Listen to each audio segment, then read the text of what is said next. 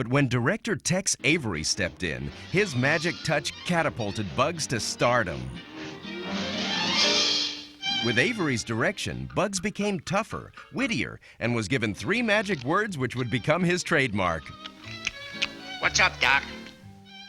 The words were Tex Avery's, but the voice was Mel Blanc's.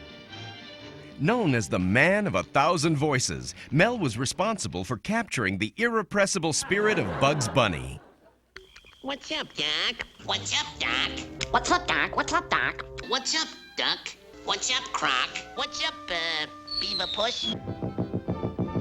While Bugs was trying out new insults, the animators at Warner Brothers were trying their hand at mixing live action with cartoons. As long ago as 1940, Porky Pig entered the human world when he visited the Warner's lot. But I am gonna throw you out!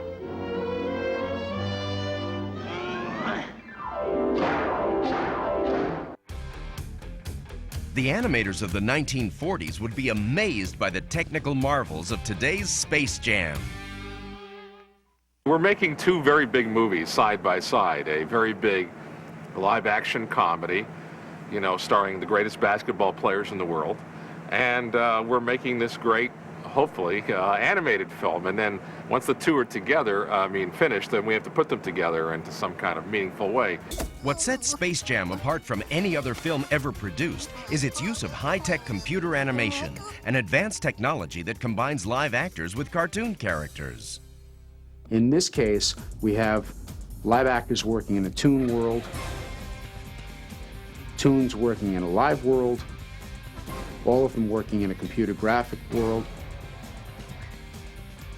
This is the largest film that I've dealt with in the case of visual effects. And in this case, it means overseeing 17 different studios around the world and roughly 906 people. The first step begins with the creation of detailed storyboards for the entire film. Then an international team of animators begin drawing some of the most recognized faces in the world. 2D animation is still done the way it always has been. A person sits down with a blank piece of paper and a pencil, and they draw.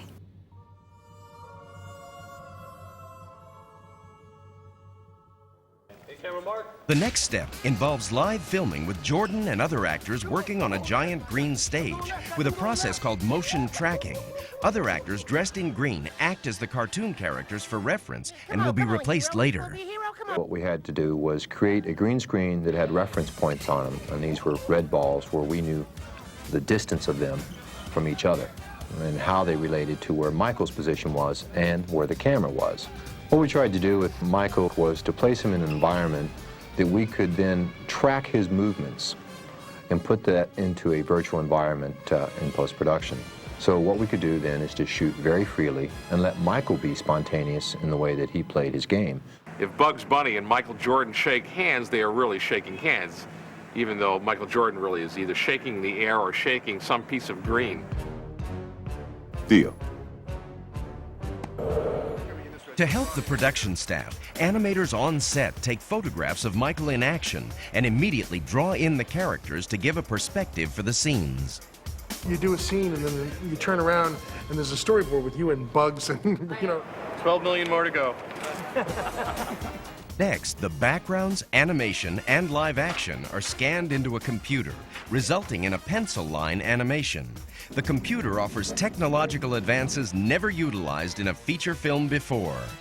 Once the motion of the camera is captured from the live action into the digital, we then have the ability to manipulate the virtual world any way we want. And then we have the ability to change the lens lengths. We could raise the camera, we could lower it, we could spin the stadium around. Or even create an entire virtual stadium with 25,000 screaming tunes.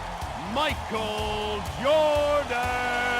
Well, this is a wireframe version of the stadium. What we did was we took architectural plans of a real basketball stadium and recreated in the computer. And these camera moves that we created in the stadium is something that you couldn't shoot live action and then animate to.